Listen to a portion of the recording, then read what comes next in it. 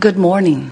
Good morning. We are extremely pleased that you're here. It is good to come together for the purpose of co-creating. Do you agree? Yes. You are knowing what you're wanting, an evolving thing. You are enjoying the evolution of your desire.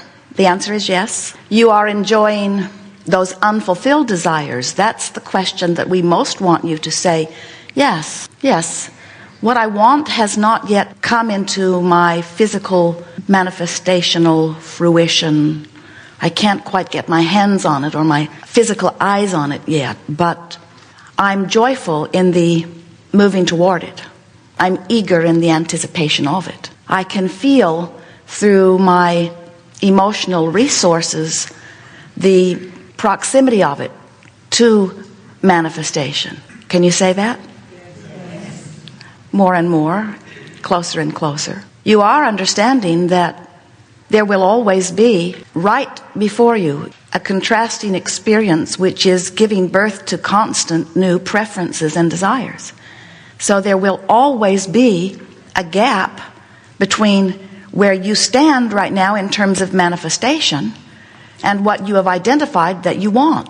There is not a gap, however, between where you stand in your contrasting experience and the vibrational completion of your ideas. In other words, when contrast causes you to give birth to a rocket of desire, the larger part of you becomes one with that desire. Whether it's an amendment of one that you've launched over and over and over again, like I want more money, or whether it is something that is new because of a new experience that you are living. In the moment that you give birth to another rocket of desire, the larger non-physical part of you immediately becomes vibrationally at one with that desire, and in that moment calls you toward it.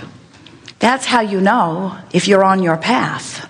You are following the call of that which is your source. But we think what trips you up sometimes is that you think that the call of source should sound like harps. You don't realize that you're going to be deciphering the call of source through your ears from wherever you are standing. So if you're standing in depression, source still calls you. In fact, do you know that in your depression or in your anger, in your feeling of powerlessness, you actually launch more rockets of desire than you do in your contentment or in your happy state of being? So you are incredibly productive in terms of launching rockets when you are in contrasting situations which help you to focus upon what you don't want, because you cannot know what you don't want without projecting vibration about what you do want. And when that happens, source becomes immediately one with it. In fact, we want so much for you to know that we've written a book and called it that. Ask and it is given. That's what that means. Imagine a universe where every point of consciousness, even the cells in a body, even one-celled organisms, are exposed to contrast, and from their personal selfish perspective, selfish meaning perspective of self, from their personal selfish perspective, launching an idea of what would be better for them. And source, in all its wisdom, understanding that no one could know better than that individual consciousness, and answering it. So all consciousness being answered by source at all times. Sounds like a very productive, satisfying, expanding environment, doesn't it? And it is just that. Humans often disagree, however. They say, I don't believe that when I ask it is given, because I've been asking and I would like to know where's my stuff. And it is wholly unsatisfying to people like that who are asking that question when we say and mean it and know it, it is being tended lovingly for you in your vibrational escrow. In other words, it's not off there somewhere where someone else can swoop in and snatch it away. When your life causes you to desire something, source says yes to you, and it waits for you to become a vibrational match to it. But if you do not become a vibrational match to it, it cannot be received fully by you. In other words, you're not allowing it into your experience if you are vibrationally different from what you're asking for. You understand that when you think about your radio. You cannot set your dial on 6:30 a.m. and hear what's being broadcast on 98 FM. In other words, the frequencies have to match up. And if your frequency is set on, I don't have enough money, I've never had enough money, my family didn't have enough money, and I hate those who do have enough money. If your vibration is set there, even though contrast is causing you to desire more, desire more, desire more, desire more, and source is tending to that substantial multi-million-dollar bank account that's been amassing ever since your first idea that you would like something more than you have, you're not letting it in your beating the drum of where you are. So what it comes down to is, as deliberate creators, you must begin to contour the direction of your thought. You cannot just take thought as it comes and have emotional responses to the thought. I see something that's nice and I feel good, and I see something that's not nice and I feel bad. Oh, well, that's just how it is. That's not deliberate creating. That's creating by default. And we don't see any of you sitting in front of the television and just taking what they give you. You're flipping around through the channels with your remote. And if it's really out of control, you turn it off and you go do something else. In other words, when you go to a buffet, we never see you say, you choose. Give me what you think I want. You're very, very picky about what you watch on television and about what you put on your buffet plate to eat. And yet, you look all around the universe, you listen to what the television gives you, you observe. In your observing without noticing and guiding by virtue of your emotional guidance system, often you focus on something, and by focusing on it, you activate the vibration of it within you. And the more you do that, the more law of attraction brings other things like it to you, until eventually you have a dominant vibrational pattern going on. Started out, you just noticed it. Then you talked about it. Then you looked it up online. Then you joined a group about it. And now it's rampant in your vibration, and it's everywhere you go, and has you convinced that the whole world is about that, when actually it's mostly just your world and the others who are stuck on that same vibrational chord. We call this gathering the art of allowing. And what it's really about is you finding ways, moment by moment, day by day, to allow as much of your connection to source energy as you can. I want to allow as much broader perspective as I can right now. I want to become such a vibrational match to who I am that I have the advantage of that broader perspective. And when you realize that the better you feel, the more tuned in, tapped in, turned on you are, and the worse you feel, the more you're pinching yourself off from that. You can never disconnect from it. You are always that. But you can tell by the way you feel how much of that broader perspective you are allowing. We know that there are many things that you are wanting. Sometimes you want to improve the conditions of your own physical life experience. We want that for you. We want you to be able to achieve manifestation of all kinds. But we want you also to come to understand that what your joy is really about is not the achievement of the things or even the relationships. It's the closing of that gap. It's the letting yourself be that which you have become. You are powerful, creative geniuses that came forth into this experience for the joy of the expansion, not because expansion needed to happen. You knew it was a given.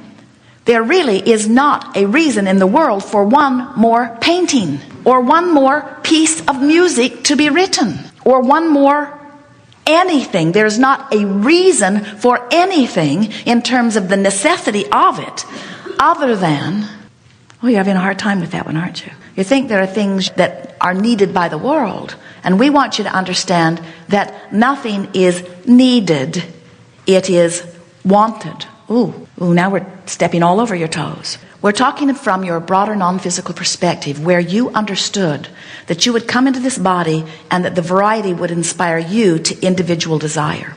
And you knew that when that desire emanated from you, that it would naturally begin to take shape and form. And that all you had to do then was become a vibrational match to what the world had caused you to ask for. And you weren't the least bit worried about it. In fact, further you said, I'm not only not worried about it, I know that I have guidance that will help me know when I'm moving toward or away from what I am asking for. And so the art of allowing is about reminding you of this powerful emotional guidance system that you have, that is within you, that in every moment will help you to come into vibrational alignment with the you that you have become. We cannot cease to be. So you sort of have to go with the flow of that. And when you have allowed yourself to be projected into this body, into a time-space reality that is full of contrast, that is evoking desires from you, you must find a way to keep up to speed with what life is calling through you. Because when you try to shut that down, you go out of your mind. Have you noticed? Sometimes we see you. Something will happen and you'll feel a desire surface. And then you'll think to yourself, there's no way I can achieve that. And then you feel irritated that you now want it. The desire is torturing me. And we say, no desire was ever meant to torture you. Every desire was meant to represent the expansion that you are. And the torture is self-imposed because you're not letting yourself go with your own expansion. Well, I didn't mean to expand. I didn't mean to want something that I believe I can't have. And we say, can you hear the power of those words? I didn't mean to want something that I don't believe I can achieve. And we say the art of allowing is on working on the believing part of it, because there is not anything that you cannot achieve. If this time-space reality has given you the data to cause the desire to be born within you, that larger part of you, the vibrational part of you, has become it. And we promise you, you can catch up with it. You cannot want something without the resources in this universe being infinitely available to help you achieve it. Infinitely available. Do you know whenever you want something, there are 20 or 30 or 40 or 50 or 60 very close to you avenues that are perched, ready to yield you a path? But you don't want the gradual path. You want the quantum leap. You want the impossible. You want to jump from depression into ecstasy. Do you get it? That you are always emanating a vibration? And do you understand that law of attraction is responding to whatever that vibration is? And that what you think and what you feel, and therefore what manifests in your experience, is always a vibrational match? And so, does it make sense to you that if you're beating the drum of something not wanted, that you are marching towards something that when it manifests, and it will, you're not going to like it? And when you're beating the drum of something that feels good, you're marching towards something that when it manifests, and it will, you will like it? 99 and then some, 99.99% of every creation is complete vibrationally before you see physical evidence of it. That's what we mean when we say your life experience has caused you to ask, and source has become it. And if you could just get a sense from us here today of how true that vibrational creation is, you would never again doubt if you can have it. You just start pointing yourself in the direction of it and keep going till you got there. And if you knew that, you'd go steadily and you'd get there fast. As Jerry and Esther travel from Phoenix to San Diego, it's easy. 400 miles point west, keep going, not long. Quantifiable. They never, ever get halfway, Yuma, and freak out because they're not in San Diego, and then get all disoriented and turn around and go back to Phoenix. It never happens. Phoenix, Yuma, Phoenix, Yuma, Phoenix, Yuma, Phoenix, Yuma, Phoenix, Yuma. How far did they say it was? We've got 25,000 miles on the car and we're not there yet. They never get halfway out there and then announce that San Diego is an impossible dream, or that it is incurable, or that it is only there for others and not for them, or that they weren't born under the right star or to the right parents. They never, ever, ever, ever feel that way about that quantifiable journey. And we want you to understand that in exactly the same way, there is no place that you cannot get from where you are. But we see you. You're sick, feeling hopeful, on your way to recovery. Take another test and turn around and go back to Phoenix. And so you are making progress, but then you go back, and you make progress, but then you go back, and you make progress, and then you go back. If you begin to understand that your work is to make it an emotional journey, let your journey to your financial fortune be an emotional journey, not an action journey. So how does that play out? Well, that plays out that you imagine it and you pretend it and you feel good about it, or you even hope it.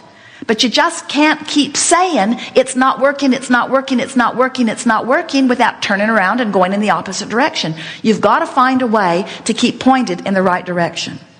And your emotions are that indicator.